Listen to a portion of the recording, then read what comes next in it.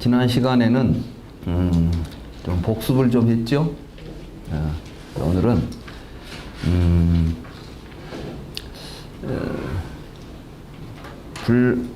중론은 그 근본을 이해하면 내용이 그렇게 어려운 게 아닙니다. 그런데 중론의 어떤 그 근본 취지를 이해하지 못하고 읽으면 매우 어렵죠. 중론의 취지는 뭐냐 하면 우리가 가지고 있는 우리들의 일반적인 상식적인 생각에 문제가 있다는 이야기를 하는 겁니다. 그리고 그 상식적이고 문제가 있는 생각을 가지고 불교를 해석하니까 문제가 된다는 이야기죠. 부처님께서는 우리에게 우리가 가지고 있는 생각이 잘못됐다는 것을 깨우치기 위해서 설법을 하셨는데 그 설법한 내용을 우리가 가지고 있는 상식을 가지고 다시 해석을 하고 있으니까 이게 아비달마 불교였던 거예요. 한번 생각해 보십시다. 이 세상에 있는 물질들은 뭔가로 모여 있을 것이다. 이렇게 생각하면 우리 생각이 그렇잖아요. 부처님께서 설법을 하신 가르침이 바로 그런 이야기를 했다는 겁니다.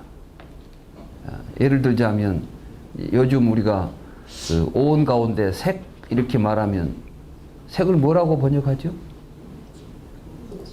물질이라고 번역을 합니다. 과연 제대로 된 번역일까요? 그리고 정말 이 색이라는 단어, 루빠라는 말을 번역한 건데 이 루빠라는 말이 본래 산스크리트에 이게 물질이라는 의미를 가지고 있는 말이 아니에요, 이게. 본래 이 말은 형태라는 뜻이에요. 형태, 모습. 그러니까 이제 영어로 번역하는 사람들은 폼이라고 번역을 했어요. 폼. 어떤 모양을 가지고 있다는 거예요, 모양새. 그런데 그걸 물질이라고 번역을 이제 해석을 해버리면 그러면 이제 이때부터 부처님이 본래 하고자 했던 가장 기본적인 말부터 다른 의미로 해석을 하기 시작하면 전체적인 해석이 제대로 되겠습니까? 그래 이제 아비달마 불교에서는 모든 부처님께서는 이 일체법을 색법과 신법이 있다 이렇게 나눈 거예요. 색법과 신법. 그 말은 무엇이냐면은 물질과 정신으로 이 세상에 있는 모든 존재를 분류하면 물질적인 것하고 정신적인 것 두 가지가 있다 이렇게 말하는 것이죠. 여러분들은 생각하고 같습니까? 다릅니까? 같죠? 여러분도 세상에는 물질과 정신이 있다고 생각하지 않습니까? 그걸 서양 철학자 데카르트가 서양 근세 철학에서 가장 핵심적으로 했던 이야기가 이 세상에는 두 가지 실체가 있다. 하나는 정신적 실체와 물질적 두 가지가 있다는 거예요. 그럼 이 데카르트라는 사람이 그 이야기를 했을 때는 자기가 이렇게 정말 정신과 물질이라는 두 가지를 정확하게 이해해가지고 한 이야기겠습니까? 아니면 자기 생각을 이야기한 것이겠습니까? 우리들이 가지고 있는 생각을 이야기한 거예요. 근데 그 말을 듣고 우리가 모두 맞다 이렇게 긍정을 하죠. 왜 맞다는 긍정을 하게 될까요? 나도 그렇게 생각하니까. 여러분들이 지금 무엇이 맞다, 틀리다 이렇게 하는 모든 판단의 근거를 보면 자기 생각하고 같으면 맞다 그러고 자기 생각하고 틀리면 틀리다 이렇게 판단하는 것이지 정말 그것이 옳고 그름을 판단할 수 있는 어떤 근거를 가지고 있지 않다는 것이죠. 부처님은 뭘 우리에게 이제 이야기하려고 했냐면 우리들이 그렇게 세상에 있는 걸 이것은 이것이다, 저것이다, 옳다, 그러다라고 판단할 수 있는 구조가 어떻게 만들어지는가? 여러분은 여러분이 가지고 있는 사고, 여러분의 판단의 구조를 스스로 왜 내가 이런 생각을 하게 된지를 모르고 있어요. 아십니까? 여러분들은 왜 이걸 책상이라고 부른지 알고 계세요? 아, 책상이니까 책상이라고 하지 이렇게 말해요. 그런데 부처님께서는 우리가 이걸 책상이라고 부르는 것은 책상이라고 부를 수 있는 조건이 있기 때문에 책상이라고 부르고 있다는 것이에요. 그런 조건을 갖추지 않은 사람들은 이걸 책상이라고 안 부른다는 겁니다. 부시맨 영화 보셨어요? 뭐 오래된 영화라 보신 분도 계시고. 부시맨이라는 영화를 보면 이 비행기가 날아가는데 부시맨들이 비행기라고 보지 않습니다. 비행기라고 보지 않고 부시맨들은 무슨 새가 엄청 큰 새가 날아다니는데 이 새는 이 날개를 파닥거리지도 않고 가요. 다른 새들은 날개를 파닥거리고 가는데요. 딱 고정되어 있잖아요, 날개가. 또 소리는 되게 요란해요. 뭐 좀 날개짓을 해야 소리가 날 텐데 몸은 조용한데 소리는 요란하죠. 이상한 새다고 보는 거예요, 저게. 지금 부시맨에게는 저게 새지 비행기가 아닌 거예요. 그렇죠? 왜 부시맨들은 비행기를 못 볼까요? 비행기를 눈앞에 두고도 비행기가 없다고 그럴까요? 그럼 우리가 지금까지 있다 없다라는 무엇이다 있다 없다 이런 판단들이 정말 밖에 있는 것을 보고 있다 없다 이것이다 저것이다 이렇게 판단한 게 아니라는 거 아니에요 지금. 그렇지 않습니까? 근데 우리는 마치 내가 밖에 있는 것을 그대로 보고 판단하고 있다고 생각하고 사는 겁니다. 이게 중생들의 생각들이에요. 근데 중생들은 자기가 그런 생각을 하고 살면서도 내가 왜 이렇게 생각하고 사는지도 모르고 살고 있는 거죠. 이걸 무명이라고 그래요. 근데 그걸 알아야 된다는 겁니다. 그걸 알게 되면 아, 저 사람은 저걸 저렇게 보는 것은 저래서 그렇구나. 이렇게 보면은 서로 싸울 일이 있겠어요? 없겠어요? 여러분들이 대부분 싸우는 거 보면 자기 생각이 맞다고 생각하니까 싸우잖아요. 부부싸움도 그러잖아. 보면 결국은 시비를 가리는 거죠. 내가 맞고 너는 틀렸다는 거예요. 근데 긍정하면 절대 싸우지 않아요. 근데 이제 불교를 제대로 공부하게 되면 아, 저 사람이 저렇게 판단하는 것은 왜일까라고 우리가 이제 물어봐야 되는 거예요. 내 주장을 하기 전에. 그리고 나는 왜 이것을 옳다고 내 생각이 옳다고 판단했을까를 스스로 돌이켜보는 거예요. 그렇게 되면은 분명히 이유가 있어요.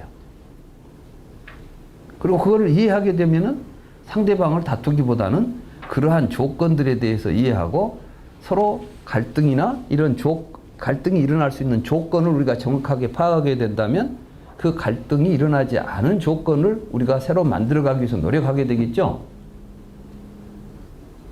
그렇죠? 이번에 한쪽에서는 촛불을 들고 한쪽에 태극기를 들고 막 했습니다. 근데 두 사람 다 애국이야. 다 대한민국 만세를 외치면서 하고 있어요. 왜? 왜 저 사람들은 다른 주장을 하고 이 사람들은 또 다른 주장을 할까요? 거기에도 이유가 있는 거예요. 그러니까 우리는 부처님은 그걸 보자는 겁니다. 부처님께서 그러니까 이것이 옳다, 저것이 옳다라고 지금 무엇 하나를 놓고 이것이 옳고 다른 건 틀리다라는 이야기를 하지 않아요, 불교에서는. 다만 불교에서는 사람들의 시비 판단이 어디에 근거하는가를 근본을 알자는 겁니다. 그 근본에 가서 보면 전부 비어 있다는 거예요. 본래는 그것이 옳음도 그름도 아닌 거예요. 그런데 그 자리에서 옳고 그르다는 생각들이 일어날 수 있는 조건들이 있는 거죠. 그러니까 모든 것들은 근본을 들어가 보면 공이다. 이렇게 이제 이야기하는 것이죠.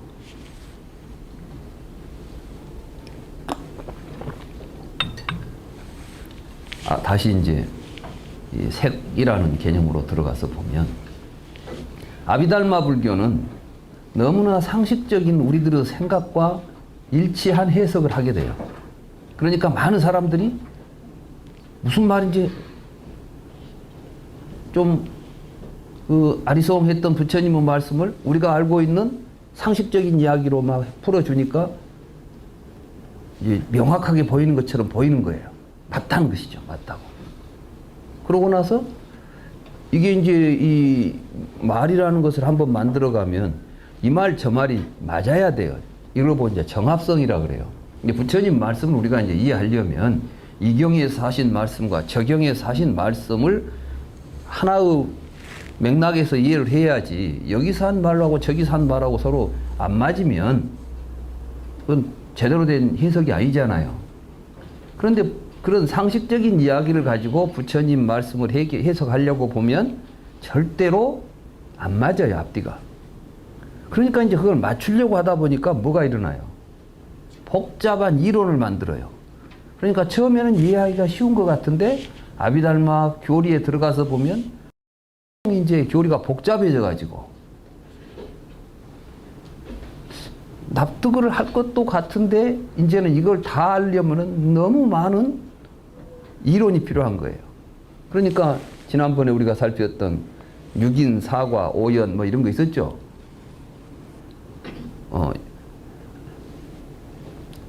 그러니까 뭐 인과를 이야기할 때에도 원인으로부터 결과가 나오는 거 아니냐. 그렇다면 원인에는 이런 종류가 있고 원인을 또 분석해 보면 이런 걸로 나누어진다. 부처님이 하신 말씀이 아니에요, 이게. 전혀 부처님은 지금 그런 말씀을 하신 적이 없는데 부처님 말씀을 나름대로 해석에 가다 보니까 그러한 설명이 더 필요하고 이론이 필요하고, 그러다가 또 이론이 서로 틀리면 또 싸워요. 이제 내 말이 맞다, 네 말이 맞다.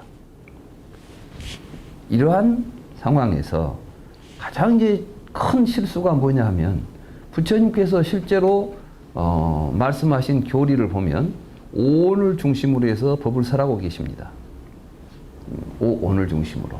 그리고 오온을 설명하는 가운데 오온을 이해하기 위해서 우리가 고찰해야 되는 게 12처, 뭐 18개, 6개 이러한 여러 다른 교리들이에요.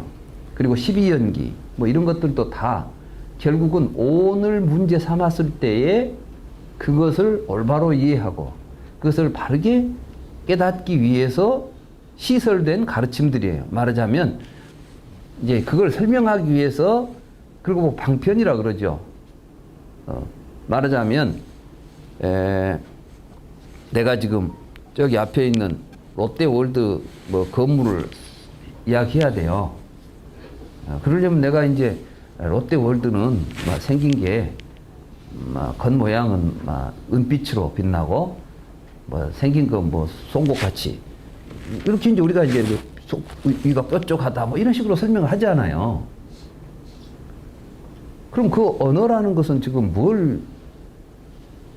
뭔가 지금 자기가 표현하려고 할 때 다른 사람이 그것을 내면적으로 이해하고 그것을 같이 인식할 수 있도록 하기 위한 수단들이지 그 자체가 의미가 있는 건 아니에요.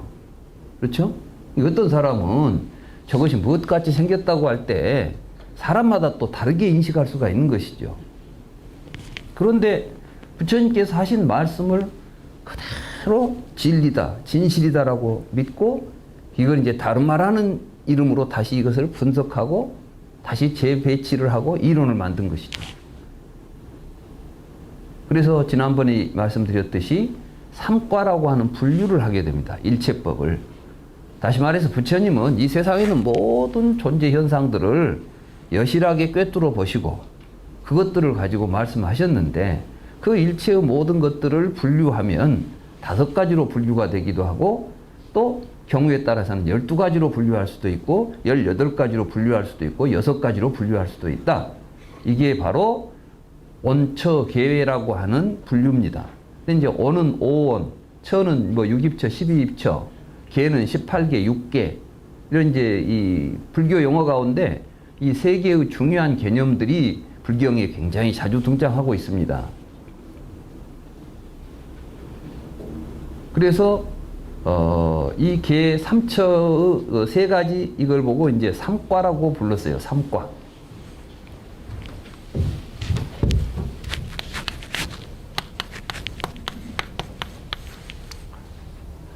그러면 3개로 이렇게 3가지로 나누었다는 건데, 그러니까 이게 이제 일체법이라면 일체법을 5으로 쪼개면 오온이에요. 색수상 행식. 이걸 이제 12처로 쪼개면은 이것을 이렇게 이런 식으로 쪼개면은 12개로 쪼갤 수도 있다는 게 이렇게 쪼개서 이야기하면 12개가 나온다는 겁니다. 이걸 좀 더 자세하게 하면 16개로, 18개로도 쪼개서 이야기할 수가 있고 또 다른 식으로 이야기하면 6가지로도 이야기할 수 있다. 그럴듯하죠? 그러니까 이제 이걸 가지고 이론화를 시킬 때 또 마이크를 좀 잡아줘야. 이걸 이제 이론화를 시키면 이렇게 됩니다.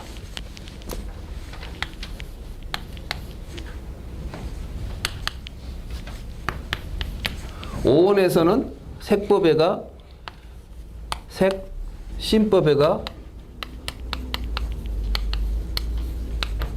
이렇게 들어가죠. 크게 나누면 색법과 신법인데 이것을 오원에서는 색이라는 하나로 색법을 이야기했고 신법을 좀 더 자세하게 설명해내면 수상행식이 되는 겁니다. 맞죠? 그 다음에 이제 이걸 12처로 하잖아요. 색법에는 뭐가 들었냐면은 안, 이비, 설, 신까지가 들어가죠. 그 다음에 색성향, 미, 촉까지가 이게 들어가요. 그 다음에 의는 뭐가 되겠습니까? 의는 신법이잖아요. 이제 이런 식이에요. 색법과 신법이 있는데 이 모든 것들을 법이라고 부른다. 이렇게 이제 부르는 것이고. 그 다음에 이제 18개로 말하면 뭐가 됩니까?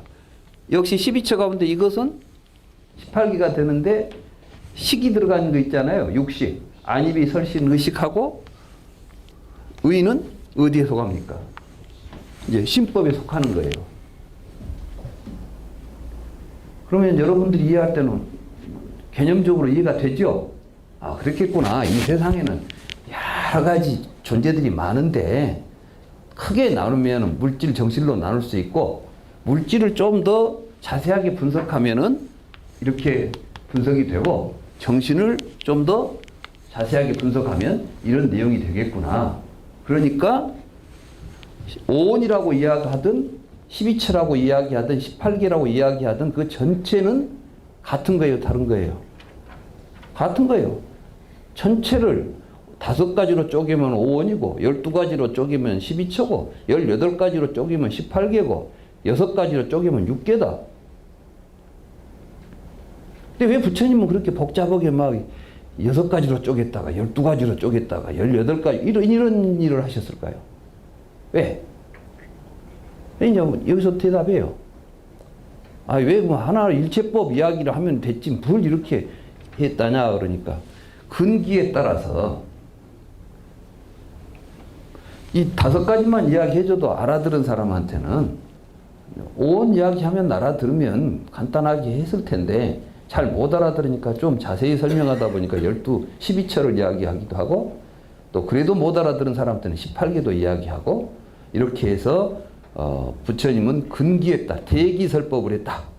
그러니까 근기 따라서 설법을 하다 보니까 이런 식으로 하게 됐다. 이런 이제 설명을 합니다. 매우 그럴듯하죠? 근데 그렇게 우리가 알고 나서 그래서 어떻게 된 겁니까? 그러니 어쩌자고. 그러니까 이제 이거하고 수행하고는 또 별개가 돼요. 다시 말해서 이제 교리를 이해하는 것은 교리 이해고 또 수행에 들어가면 또 다른 이야기를 하는 거예요. 안 맞아, 이렇게 교리하고. 정말 부처님은 이렇게 하신 게 아니에요. 그럼 경을 읽어보면 어떻게 되어 있냐.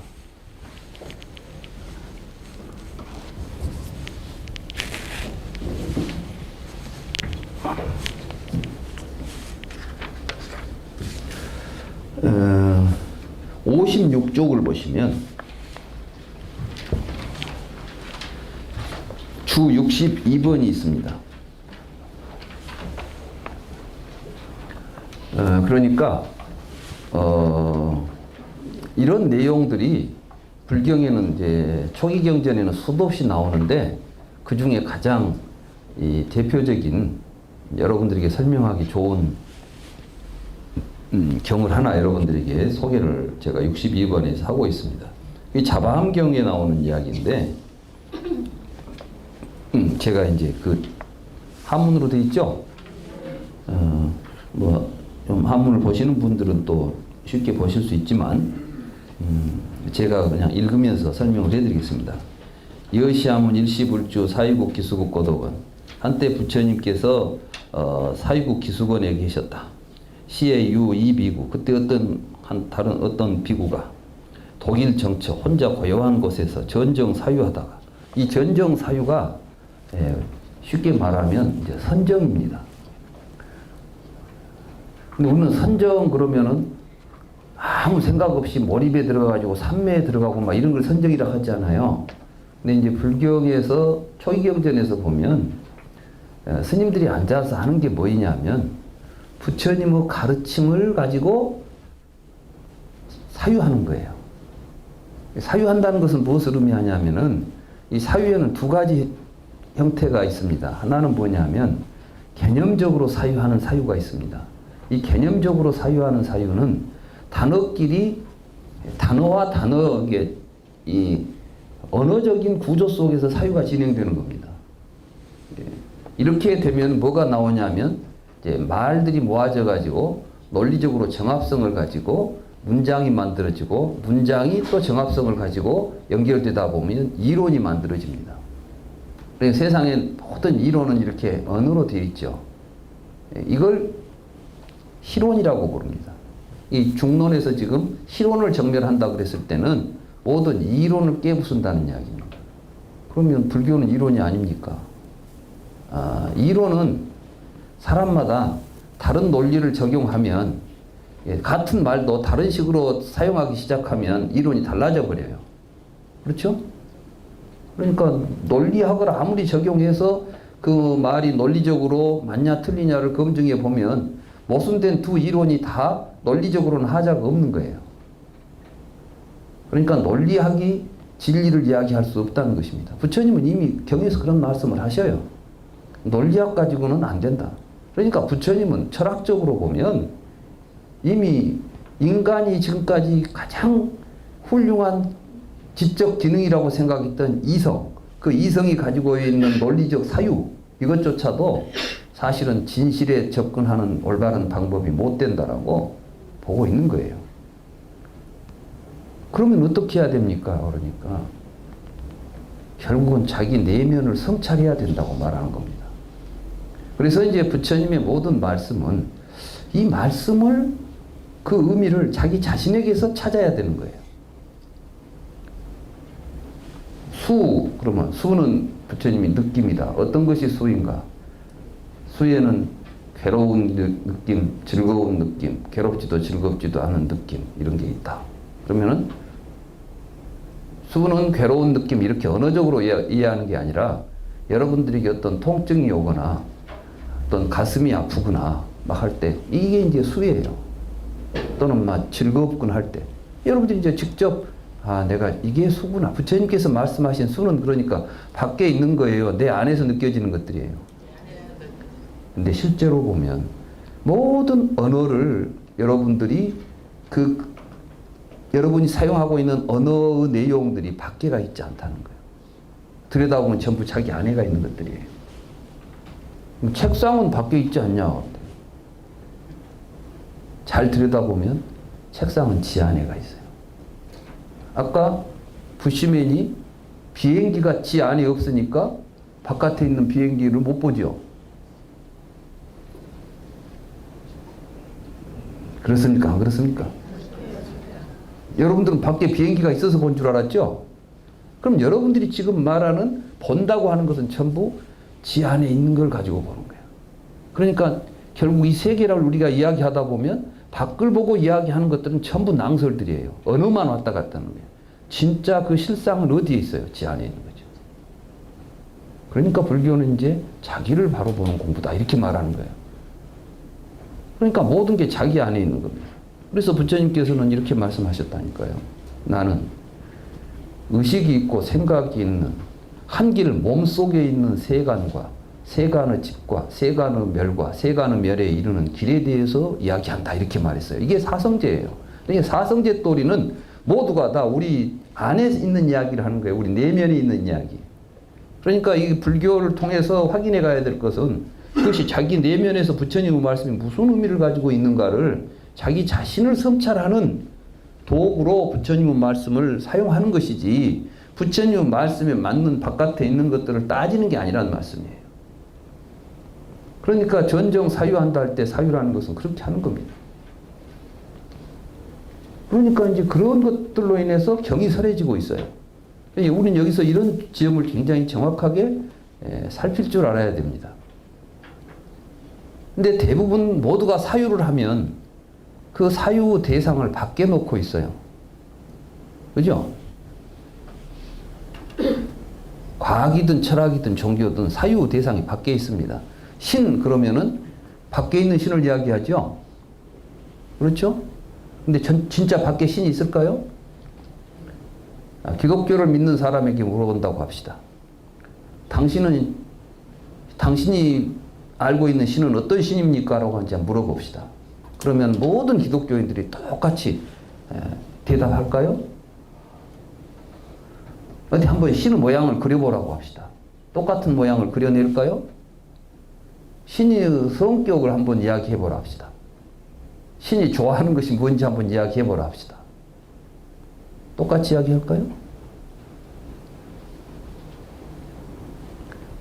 신이라는 말은 같이 사용하고 있지만 사실은 자기가 이야기하고 있는 신은 지 안에 있는 신인 겁니다.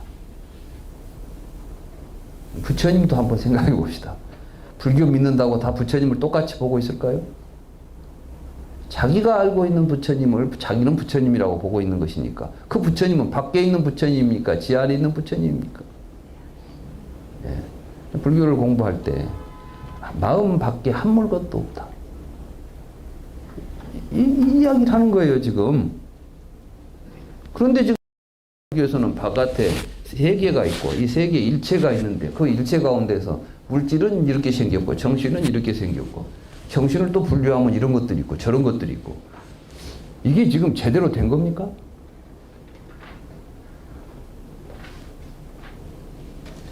이 전정사유라는 건 이런 겁니다. 그래서 그러면서 이런 생각을 한 거예요. 전정사유하면서 착신영 이런 생각을 했다.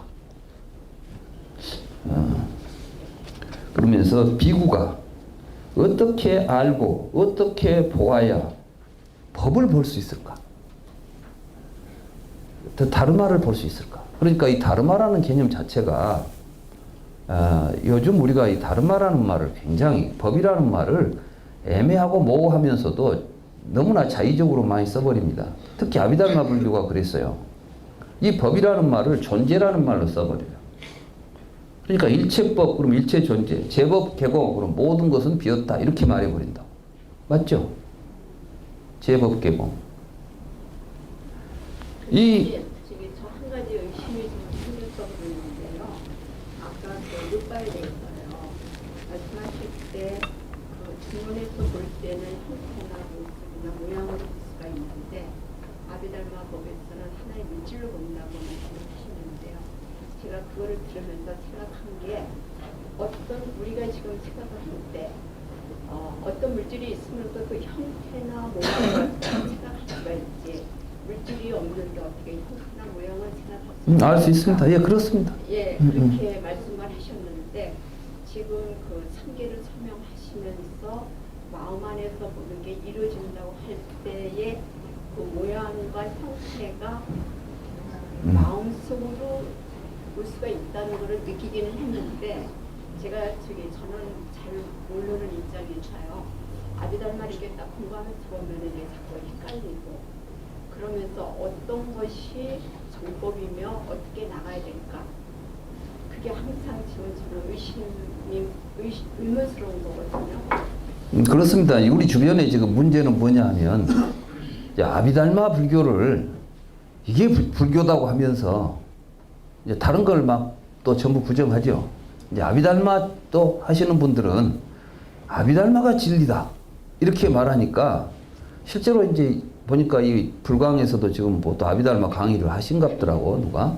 그러니까 또 이제 그 강의를 듣고 이 강의를 듣다 보면 헷갈릴 거예요. 요리 가면 이게 맞다, 저기 저런 거 같다. 그러니까 결국은 자기 자신에게 의지해야 돼요. 예? 그래서 이제 부처님께서 말씀하시기를 너 자신에게 의지하고 남에게 의지하지 마라. 어? 그리고 또 부처님은 가르침에 의지하고 다른 것에 의지하지 마라 그랬어요. 근데 저는 아비달마는 부처님의 가르침이 아니에요. 아비달마고. 부처님의 가르침은 뭐냐 하면 경이에요. 저는 그래서 항상 논증을 할 때 경을 가지고 하지 논설을 들고 오지 않습니다.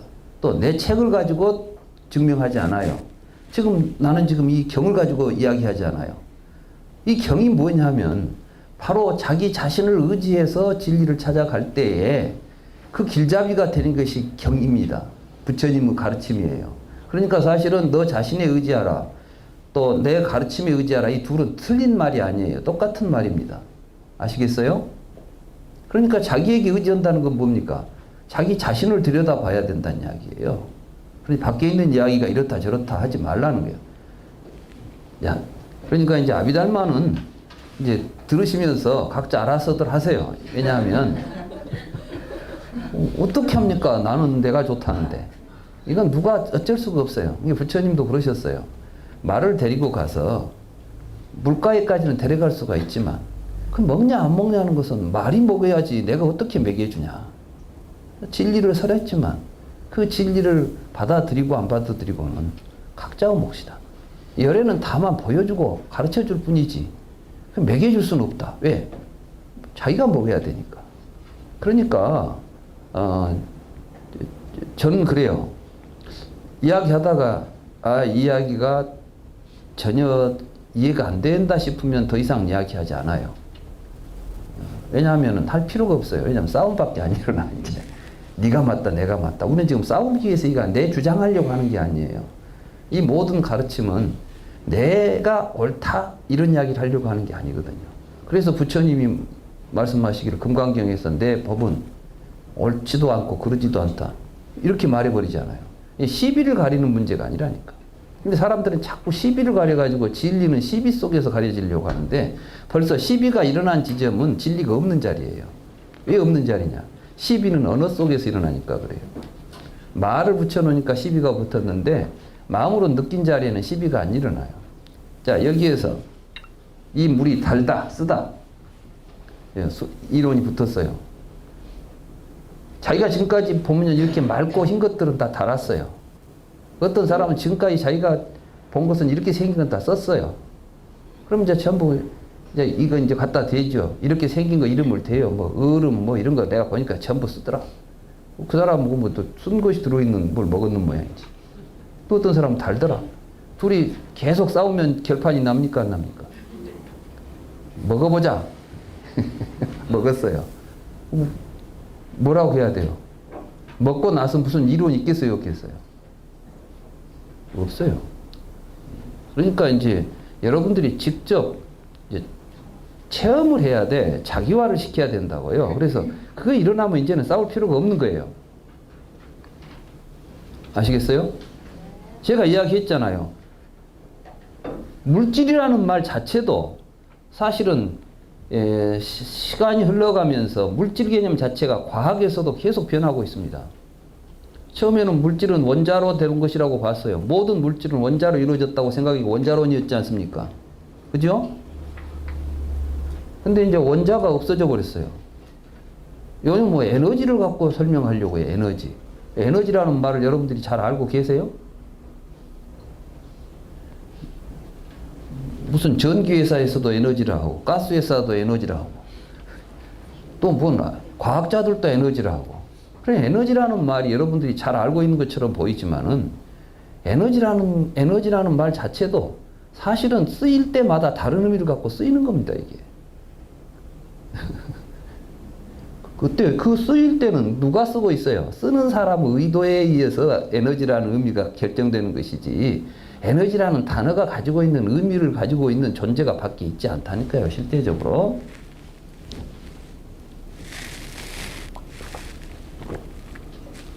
자, 이제 그렇다 치고 이거 이제 읽어봅시다. 이 경을 우리가 이제 읽어보는 거예요. 경을 그러면 논을 보는 거하고 경을 보는 것도 그 차이를 제가 이야기하려고 하는 겁니다.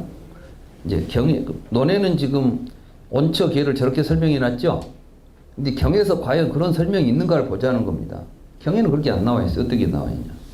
일비구가 어떻게 해야 법을 볼 수 있을까? 이 법은 사실은 연기한 것을 법이라고 부릅니다. 연기한 것. 그러니까 이 세상에 존재하고 있는 것이 아니라 연기하고 있는 것을 법이라고 불러요. 연기한 것을. 자, 그러면 이렇게 생각하고 나서 선에서 이제 좌선와서 일어나가지고, 부처님 계신 곳으로 가가지고 부처님 발에다가 머리를 조아려서 절을 하고 한쪽으로 물러나 앉아서 부처님에게 살이었습니다. 세존이시여, 제가 조용한 곳에 혼자 앉아서 깊이 생각하다가 이런 생각을 했습니다. 비구는 어떻게 알고 어떻게 보아야 법을 볼 수 있을까? 그때 세존께서 그 비구에게 말씀하셨습니다. 제청선사하라. 잘 듣고 한번 잘 생각해봐라. 이게 부처님 항상 이래요. 내가 이야기해 준 것을 듣고 한번 생각해봐라 이야기를 하고 있습니다. 우리는 보통 가르쳐주면 알아라. 이제 내가 가르쳐준 대로 외워라. 알아라. 이렇게 하죠. 지금 여러분들이 배운 교육은 뭐냐면 자기 생각이 없는 거예요. 특히 우리 학교, 이제 우리 대한민국 학교 교육이 그러죠. 칠판에 싹 적어놓고, 알았지? 예, 외워라. 이거예요. 근데 부처님은 그렇게 말하는 게 아니라, 잘 한번 듣고는 생각해봐라. 생각은 어디로 갑니까? 지 안으로 가는 거예요. 네 안에다가 한번 네 스스로 이 물음을 가지고, 내가 가르쳐준 말을 가지고, 네가 가졌던 그 물음을 한번 해결해보라. 그 말이에요. 스스로 한번 해결해봐라. 이렇게 말하는 거예요, 불교가. 이때에 당이 여설하랴. 몇 당이 내가 그대를 위하여 이야기해 주겠다. 두 가지 다르마가 있다. 두 개의 법이 있다. 어떤 것이 둘이냐? 안과 색이라고 하는 것이 둘이다. 그러니까 지금 안도 법이라고 불렀고 색도 법이라고 불렀습니다. 그러니까 이 눈. 근데 이제 사람들이 이걸 보고 눈, 빛깔, 바깥에 있는 물질 또는 뭐 형태, 색 이런 걸로 우리가 이제 생각을 하죠. 안색. 이 안색이라는 말을 사실은 이해하기도 굉장히 어려운 거예요. 근데 아비달마에서는 이 안을 어떻게 설명했냐면 사대로 만들어진 것이다. 그러니까 물질이다 이렇게 보는 겁니다. 눈이. 그럼 이 눈이 지금 부처님이 말씀하신 불경에서 말씀하시는 안이라는 말 나오죠. 이거 이제 착슈라는 말이에요. 이 눈이 과연 이 지수화풍 네 가지 물질로 구성되어 있는 그 무엇을 지금 이야기하고 있을까요? 부처님께서?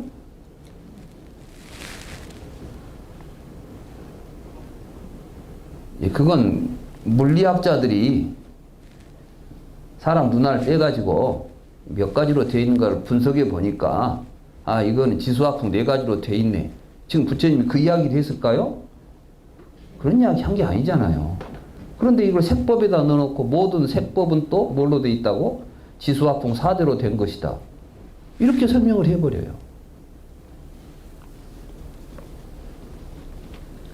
그 다음에 이제 색에 대해서 안과 색이라는 두 가지 다르마가 있다.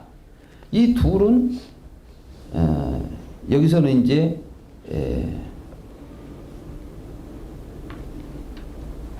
만약에 이제 여기서 여시광설이라는 것은 뭐냐면 이 둘을 이야기하지 않으면 이 둘을 가지고 설명하지 않는 것은 이치에 맞지 않다. 이런 이야기를 쭉 해요. 이건 이제 경에서 수없이 하는 이야기예요. 이건 무엇을 의미하냐면은 이 부분이 굉장히 중요합니다. 부처님께서는 무엇이든지 뒤에 뭘 설명하려고 하면 12처를 가지고 설명하시는 거예요. 이게 안과 색이 이법이 있다 이렇게 말했을 때는 눈하고 빛, 물질하고 둘이 있다 이런 이야기를 하는 게 아니라 안색, 이성, 비양, 설식 이렇게 서로 대립되고 있죠. 주관이라고 하는 것과 객관이라고 하는 두 구조가 있다는 거예요. 그건 뭐냐? 우리 중생들 의식 구조예요, 지금.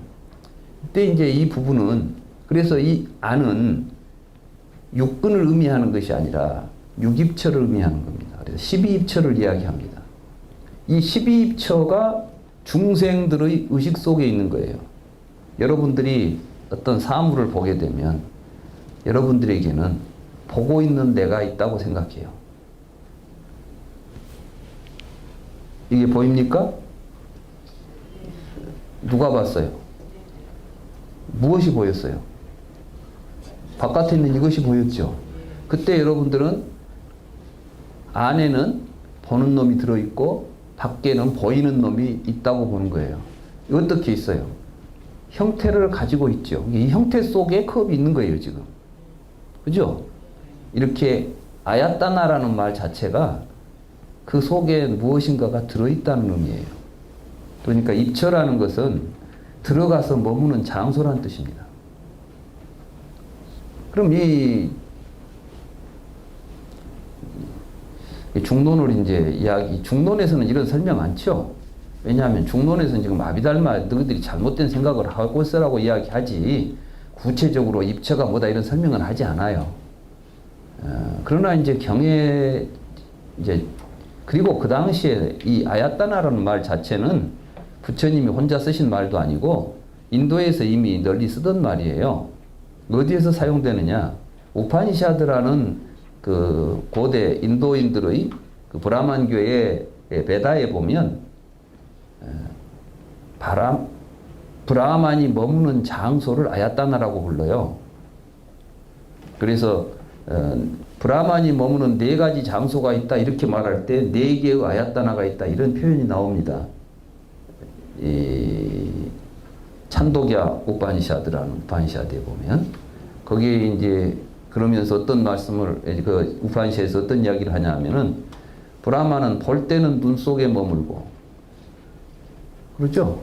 볼 때는 보는 놈이 눈 안에서 보고 있다는 거예요. 보는 놈이 있다. 그 놈은 어디에서 있느냐? 볼 때는 눈에가 있다.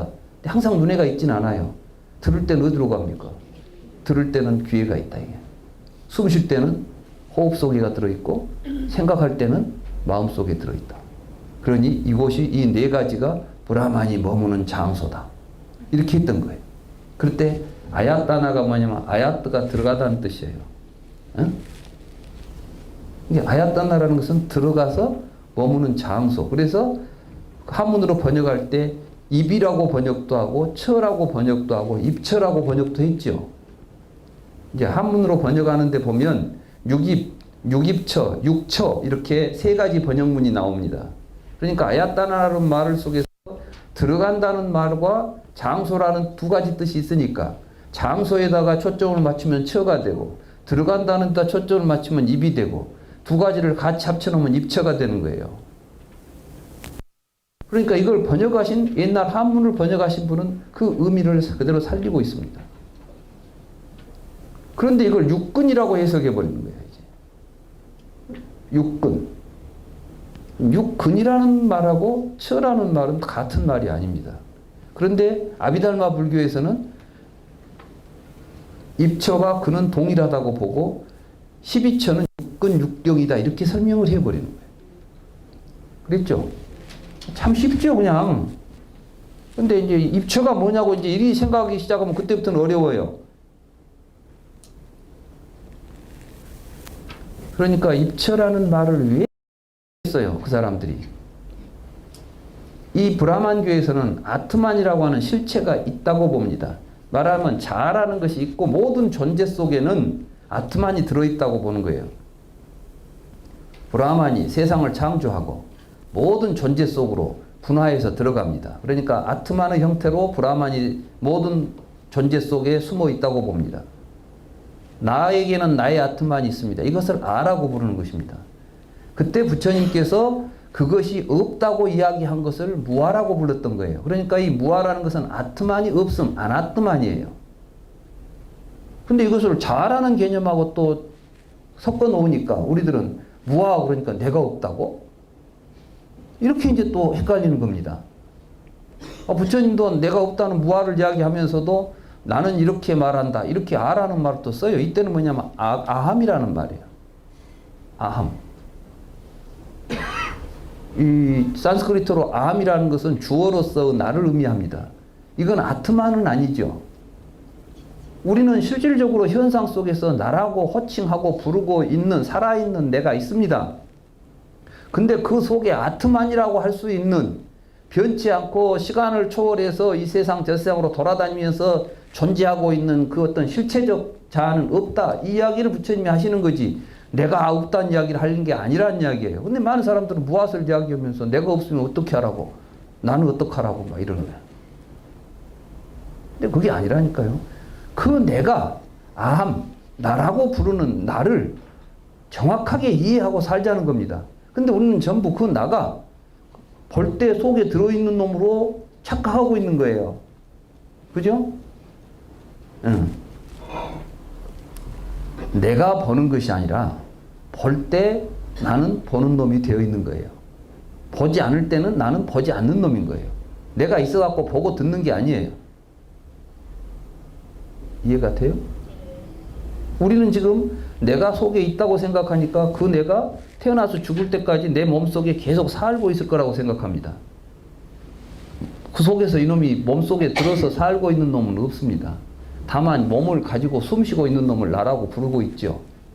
그러니까 이제 이때 나를 바르게 보려면은 속에 들어있는 놈을 봐야 되겠습니까? 숨쉬고 있는 놈을 봐야 되겠습니까?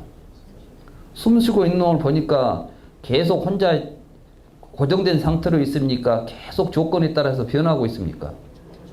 그래요. 내 몸이라는 것은 계속해서 변하고 있더라고 말이에요. 그 안에 아트만은 없더라 이 말이에요. 이게 우리의 참모습이더라. 그렇기 때문에 내 몸이라고 할 수 있는 것은 아트만이 없이 있더라. 이걸 공유로 있다. 공이라는 말을 그래서 그것이 없다는 의미예요. 아트만 없음을 공이라고 부르는 거예요. 몸은 있는데 몸속에 아트만 없다. 이게 색적 시공이에요. 공적 시색은 뭐냐면 아트만 없이 있더라. 그걸 공적 시색이라고 그러고. 어려워요? 그런데 공을 없다고 해놓으니까 물질이 있다 없다 이러니까 색을 물질이라고 일단 해놓고 나니까 물질이 공하다. 이때부터 이제 개념적으로 헷갈리기 시작하는 거죠. 오온에 대한 이해도 지금 이